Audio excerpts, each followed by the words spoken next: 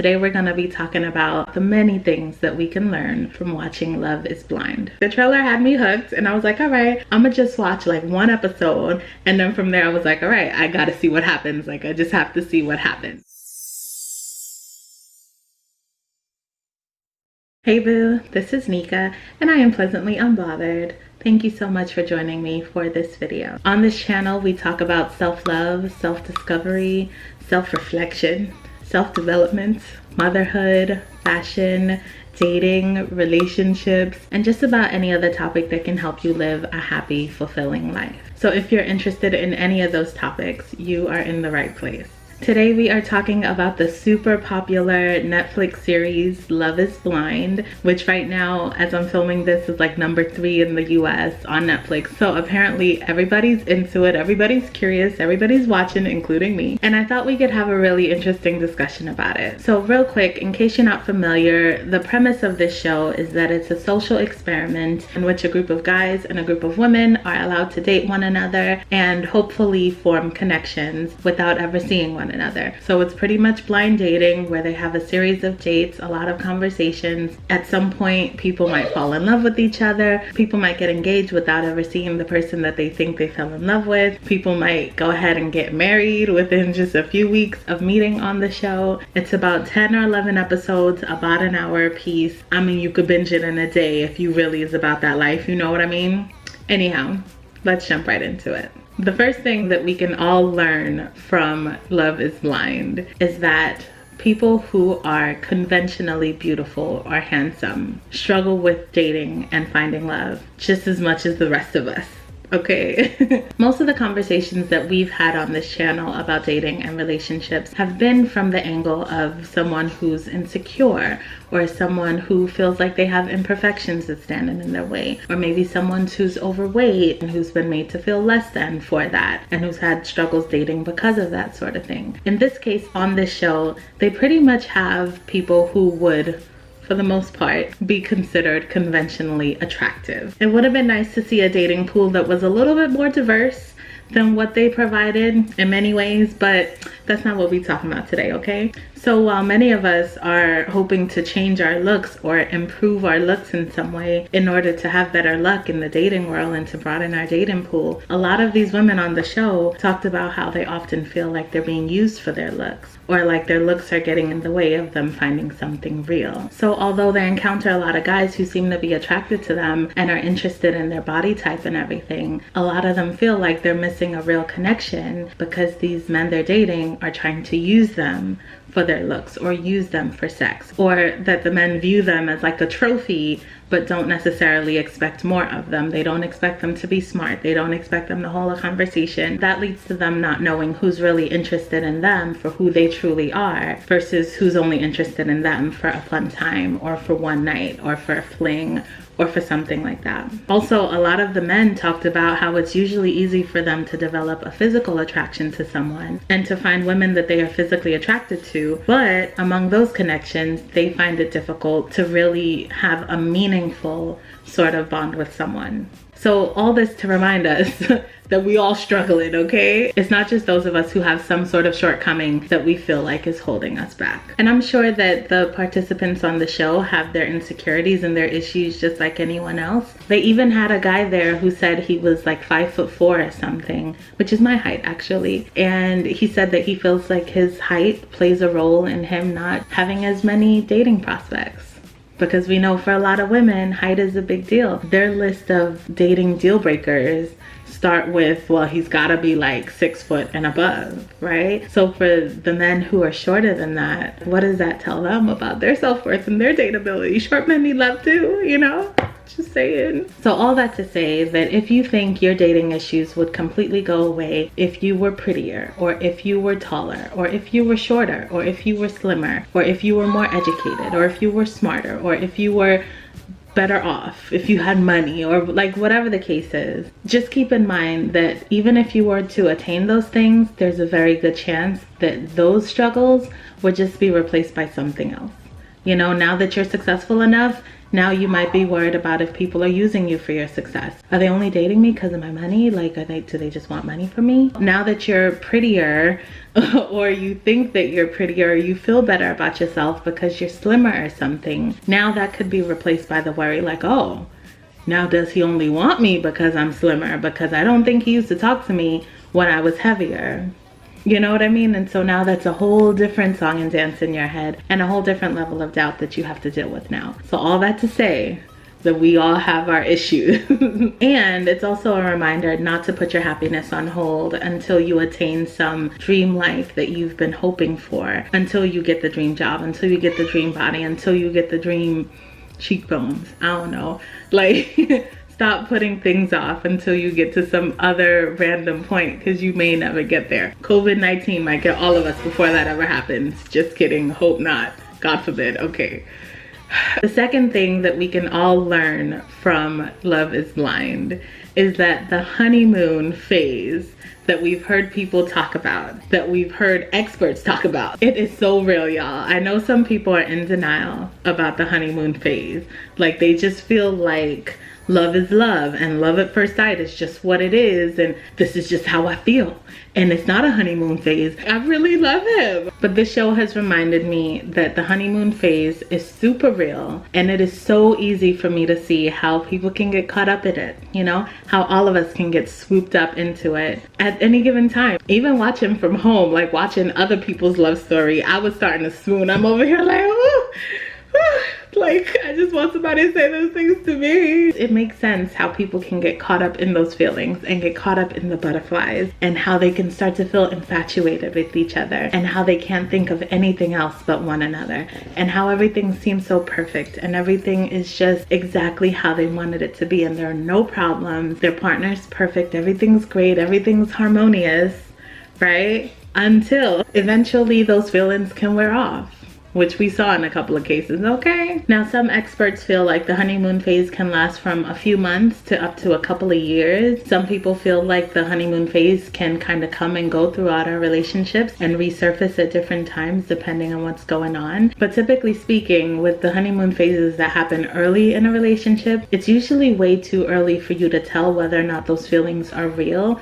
or if they're just those butterflies and that puppy love, or if they're just due to those chemical reactions happening in our brains that tell us that everything's great, everything's wonderful, oh my God, they're so perfect, this is what I've been waiting for. While there is absolutely nothing wrong with the honeymoon period, and while it is super exciting to feel your butterflies and to feel like you have found everything that you want in someone, and to crave someone, and to reminisce about someone, and to daydream about them randomly throughout the day, and to doodle little hearts with your initials in it, or whatever people do these days. I think it's important not to get caught up in those feelings and to not make permanent decisions while those feelings are still playing themselves out. Now, for some people, it might work out, you know, and if that's the case, good on you. You know, I'm happy for any couple who may have found success on the show. This is me trying not to give away any spoilers. I feel like we just have to remember not to get carried away and to relax. Like, take your time. Don't get married to someone just because they gave you butterflies, or just because you had a couple of deep conversations. Take your time, maybe slow down, maybe relax, maybe really get to know who they are underneath it all. And try not to rush, because if you have forever together anyway, then why you gotta rush into it, right? The third thing we can learn from watching Love is Blind is that when we are blinded by love or infatuation or feelings that we think are love, that it can be so incredibly easy to overlook warning signs and red flags and inconsistencies just because we're not ready to let those feelings go. Just because we want those feelings to be true and to be real so badly that we're not willing to give it up. And so we'll overlook or just blatantly ignore things that someone might say or do to us because we don't like the way it feels, or because we don't want to have our bubble bursted, whatever. And because we're not ready to give up that fantasy just yet. Now, I have done my fair share of ignoring red flags, and I've made videos about it and story times and all kind of things. Like, I've done my fair share, so believe me, this is not coming from a place of judgment. However, when people tell you to your face how they feel about you, when they tell you what they truly want from you or feel about you or don't want from you for that matter, it's best to just like believe them. Take them at their word, and when in doubt, actions always speak louder anyway. So instead of convincing yourself that, oh, he or she didn't really mean it, they're just drunk, you know, they're gonna come around. I just have to keep loving them to show them that I'm the one for them. Or maybe I just didn't love them enough or convince them enough. Like, no, bro, in this case it's bro, because it was the dude doing all this, and I was like, she don't really want you, bro. She wants the other dude, okay? She done told you out her mouth a couple of times that she wants this other dude, all right? She done told you that I'm just not there physically yet. I just don't see myself getting there physically with you. But then you keep holding out hope. Like, bro, ever since y'all were back in the pods, she tried to cut things off with you to go pursue something with this other dude, all right? And you never really took that for what it's supposed to be. But I can't even blame you. I just want better for you. And if you've watched the show and you know who I'm talking about, comment down below how you felt about that whole thing. I feel like she played him for a fool. I feel like he allowed himself to tag along as a fool for that whole ride. He deserves better. I wish he knew that he deserved better. I wish that she had her life together, knew what she wanted, and wasn't playing with people's feelings. All right? Yeah. So let me know how you feel about that. While we're on the subject of Miss Don't Know What She Wants, she also drinks wine after her dog just drank from it. And are you supposed to give wine to your dog? For all you know, that dog was probably just licking his balls or something, and his tongue was in your glass, and now you drinking from the glass when you don't.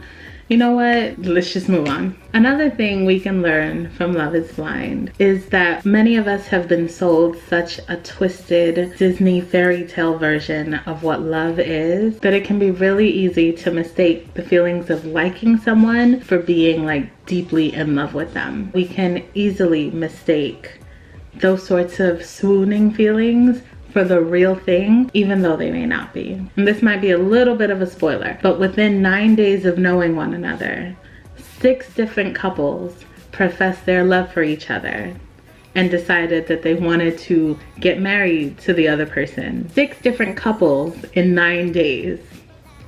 Okay? And I mean, people fall in love all over the world at all times, right?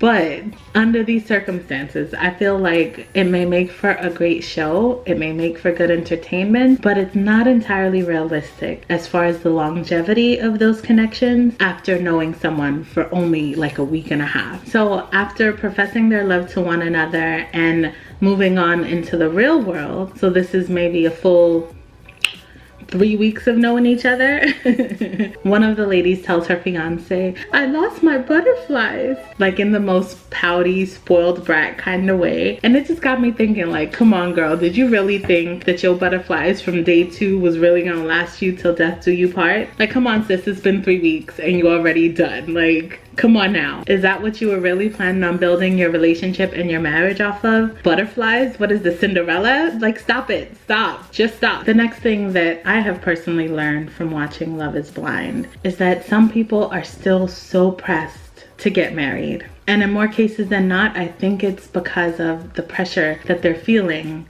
from other people around them to get married. Now, for the record, I don't think there's anything wrong with being married or wrong with wanting to be married. However, it makes me feel sad that so many people are still feeling so pressured to accomplish that goal or something, and that so many people still view it as a feasible goal. Like, you know what, this this may not be received well. Now I'm gonna try not to go too hard on this because I know it's not gonna be a popular opinion and I'm not trying to offend nobody, okay? If marriage is your goal, that is not a problem. If you want to be happily married, that is not a problem. However, I feel like there's a misconception that being married automatically equals happily ever after, and those two things just don't always like come together. You know what I mean? In reality, there are a lot of couples who are married and a lot of people who are married who are very unhappy.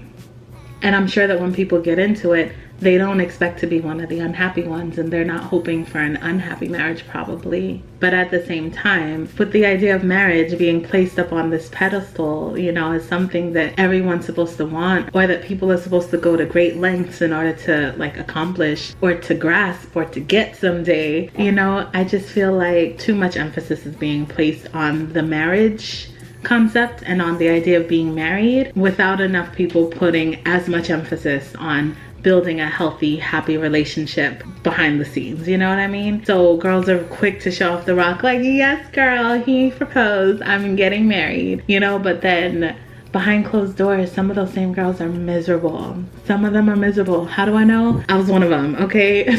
And we've talked about this in previous videos, how for a lot of us that are coming upon a certain age, that our biological clock might be ticking, that we might feel pressure to have babies before it's too late for us to be able to have babies. And in our society, we're told that marriage needs to come before children, or else, you know, like I said, I know where this pressure comes from in a lot of cases. It just makes me feel sad that so many people are still battling that, and that the motives for getting married and that the motivation for it is often not the happy life with another person.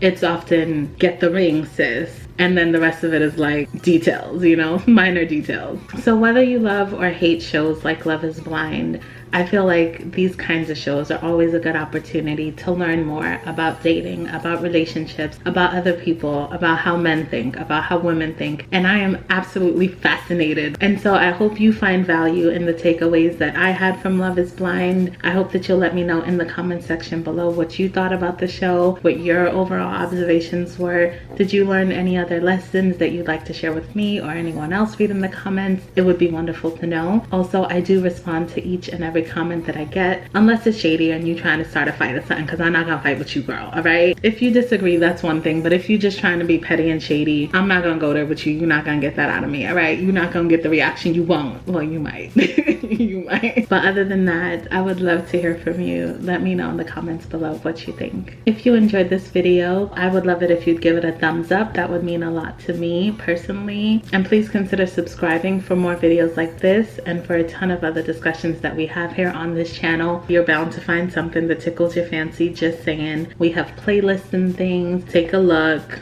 and, like, you know, check it out. Subscribe, sis. Just come on, just do it. Thank you, appreciate you. I know there are 1,000 other things that you could be doing or watching right now, so I definitely appreciate you being here with me, and I do hope that I'll see you in my next video. Bye. My best friend and I love him, and I'm so lucky. It's huge. It's huge, and I'm so lucky, thankful. I'm also really drunk.